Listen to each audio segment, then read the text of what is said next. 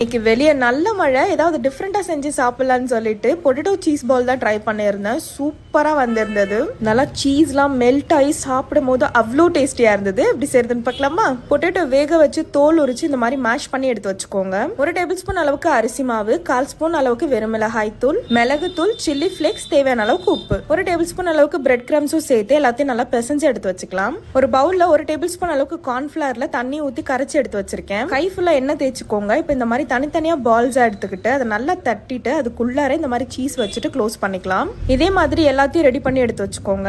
இப்போ ஃபர்ஸ்ட் கார்ன்ஃபிளவரில் இந்த மாதிரி டிப் பண்ணிக்கோங்க. அதுக்கப்புறமா பிரெட் கிரம்ஸில் எடுத்துட்டு ஃபுல்லாத்தையும் கோட் பண்ணிக்கலாம். இதே மாதிரி எல்லாத்தையும் ரெடி பண்ணி இந்த மாதிரி எடுத்து வச்சுக்கோங்க. ஆயில் சூடானதும் மீடியம் ஃப்ளேமில் வச்சுட்டு எல்லாத்தையும் சேர்த்துக்கலாம். ஹை ஃப்ளேமில் வச்சிங்கன்னா மேலே மட்டும் கருகிடும். அவ்வளோதாங்க. ஃப்ரை பண்ணி எடுத்தீங்கன்னா சூப்பரான பொட்டேட்டோ சீஸ் பால் ரெடி. பசங்களுக்குலாம் செஞ்சு கொடுத்தீங்கன்னா குஷியாக சாப்பிடுவாங்க. ஸோ கண்டிப்பாக ட்ரை பண்ணுங்க. மறக்காம நம்ம பேஜை ஃபாலோ பண்ணிக்கோங்க. பாய்.